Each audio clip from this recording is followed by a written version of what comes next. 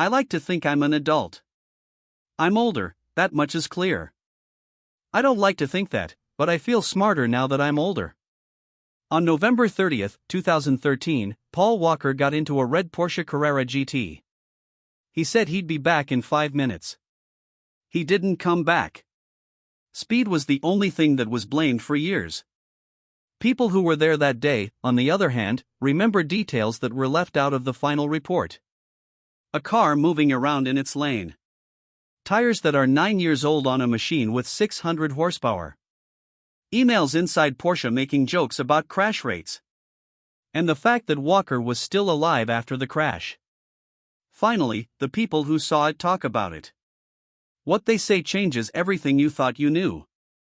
Always Evolving Performance Motors was where the day began. It was in an industrial park in Valencia, close to Santa Clarita and about 30 miles north of Hollywood. Paul Walker and Roger Rudis owned the high-end car shop together. The place was buzzing with life that afternoon because they were holding a charity event for Walker's Reach Out Worldwide group. A toy drive and a car show were held to raise money and gifts for people who had been hurt by Typhoon Haiyan. A few weeks ago, the storm killed more than 5,000 people in the Philippines. Guests were asked to bring a $10 toy that wasn't wrapped or leave cash. It was exciting and had a purpose the whole time of the event. People were trying to do good things while their cars shone in the sun. Rudis put out his brand new red Porsche Carrera GT as the event was coming to an end. After the fact, Jim Thorpe, a car fanatic and friend of both men who was there that day, said Walker had never been in a Carrera GT before. A witness later told The Hollywood Reporter that the Porsche had been stuck while Rudis tried to back it into the garage. The witness did not want to be named because the event was still going on. The witness thought he heard Roger or someone else say, "Why is the car stalling? Let's take it around the block." That one idea changed everything. Walker then got into the passenger seat and told Thorpe he would be back in 5 minutes to sign autographs and take pictures with friends. It's important to remember what Thorpe said because it changes how the story makes you feel. Rudis didn't yell and run away from the event like he was excited. He was careful as he pulled away because people were still around. Rudis drove the Porsche east on Hercules Street, which is a big business park road with 5 lanes. A little farther down, the road gets narrower and curves into a groove where you can only go 15 mph, pretty much. No one could explain what happened next in a clear, easy way, even after the investigation. Rudis sped up to between 80 and 93 miles per hour somewhere along that stretch, which was about twice the 45 miles per hour quadricate speed limit for that area. The report from the LA County coroner put it even higher, at more than 100. Then there was one more thing. The kind of detail that makes your stomach tighten because it feels like it was meant to be a warning but was sent too late. A woman who did not want to be named told police that she saw the Porsche moving back and forth in its lane, as if the driver was fidgeting with the steering wheel right before the crash. It looked like the car was already starting to come free. After that, things moved quickly. The car went off in a southeasterly direction and spun and partly rotated. The side of the car that was driving hit a tree and a concrete light pole with a 45 miles per hour speed limit sign on it. The force turned the car around 180 degrees, and then the side that was sitting on the passenger hit another tree. A piece of the car flew several feet into a nearby building and broke a window because the impact was so strong. CNN later got video from security cameras that showed the light pole and the tree falling at the same time. A little over 60 seconds after the crash, thin black smoke started to rise. The smoke turned into a thick, dark plume in just 2 minutes. Later, TMZ got video from a rooftop camera that showed the first crash and then a fireball shooting up. The sound got through at the charity event. People were only a few hundred yards away, and friends and shop workers were the first to get to the wreckage. Antonio Holmes, a friend of Walker's who was at the event, told the Santa Clarita Valley Signal about how crazy and confused things were. It was hard for them to tell what they heard from where they were standing. Someone called and said there was a fire in a car.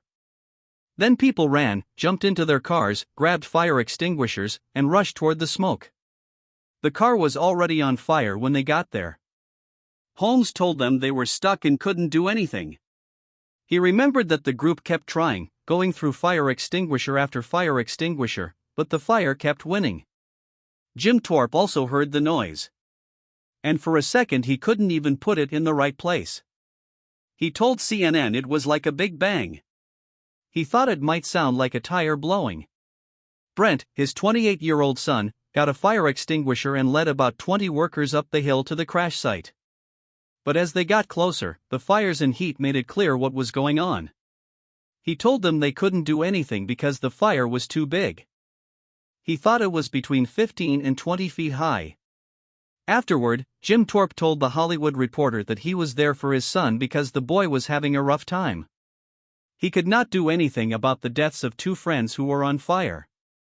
A friend of the group who only went by the name and ran to the front of the car and tried to pull Walker out by hand. Because he was dangerous, the deputies pushed him back. Then one of the worst parts of the day happened. Before anyone could stop him, Rouse's young son got to the scene. After the fact, Thorpe said he knew the boy was going toward the accident, but the boy got ahead of him because he knew there was a fire and wanted to check it out. He didn't know it was his dad until he saw the car. They had to pull the boy away from the fire.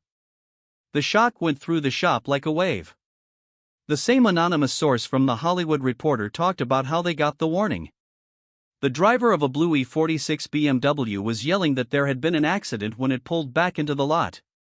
Everyone wanted to help when they were told to get fire extinguishers.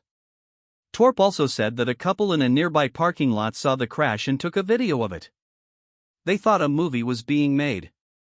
They had no idea if it was Roger or Paul. Around 3:41 p.m., 6 minutes after the crash, someone called 911. They found the car fully on fire when they got there. Both people inside were declared dead at the scene. After the fire went out and the noise stopped, people began to ask more questions because they didn't believe what they were seeing or hearing. Autopsies were done by the LA County Coroner's Office on December 3, 2013, and the results came out in January 2014. The case number for Walker was 2013 Row 8211. It was decided that Paul Walker died because of a combination of blunt force wounds and heat exposure. What that means is that the contact hurt him very badly and burned him. The police found his badly burned body in what they called a pugilistic stance. This is a position that can happen after death when heat makes muscles contract and the arms bend into a boxer-like pose. There were a lot of bad accidents on the list. He had a broken left jawbone, a broken left collarbone, a broken right wrist, a broken left arm, several broken ribs, several broken pelvic bones, and a spine fracture that was not moving. One feature stood out because it made me think of time. When things are like this, time is everything.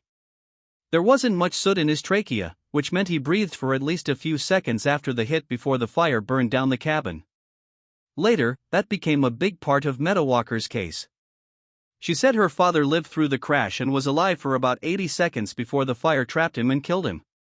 For Roger Rouse, the doctor said he died right away from multiple serious injuries. A number of times, the damage was called deadly on its own. He had an atlanto-occipital dislocation, which meant his head was split from his spinal column, a skull hinge fracture that left his brain open, a brainstem laceration, and multiple rib fractures that went through both lungs. Rodas, unlike Walker, did not have any injuries from the fire before he died because the contact killed him right away. Because both bodies were burned so badly, they could not be recognized by sight. Instead, dental records were used. Reporters were told by Coroner Inspector Dana B. that they could not be identified by normal means, such as music fingerprints. The toxicology reports came out on January 3, 2014, and they made one part of the story very clear. Both guys did not test positive for any of the drugs that were being checked, including alcohol, cocaine, marijuana, opiates, methamphetamine, and others. The men were both fine. The car became a part of the story as people tried to figure out what had happened. In the world of cars, the 2005 Porsche Carrera GT had a legendary status. It was an 8-door, rear-wheel drive hypercar with a racing-derived 5.5L V10 engine with 603 horsepower and a 6-speed manual gear. It would take about 3 to get to 60 m gap. 5, and its top speed was about 205 Vim-Manop. Between 2004 and 2006, Porsche made about 1,270 cars, and about 604 of them were sold in the US. I knew it would cost around $450,000. It wasn't just its power that made it famous, though. It was also what it didn't have. The Porsche Carrera GT did not have electronic stability control, which is a type of safety system that Porsche used on lower-end cars and called Porsche Stability Management. The car had over 600 horsepower going only to the back wheels, and there was no electronic safety net to catch mistakes. When pushed, the car could bite hard. It was known to snap oversteer, which means the back end loses its grip quickly and violently. Test driver and World Rally winner Walter Röhrl helped make the car. He said it was the first car he had ever driven that made him feel scared. A 2004 Porsche fact sheet sent to dealers warned that the Carrera GT was the most like a race car that the company would ever make. And that it had all the bad things about race cars. Later, emails that made the image look even worse would be found during court discovery. Internal Porsche messages from 2006 found during the Meadow Walker case showed that about 200 of the 1280 Carrera GTS cars made were totaled in the first 2 years of sales, which is about 1 in 6.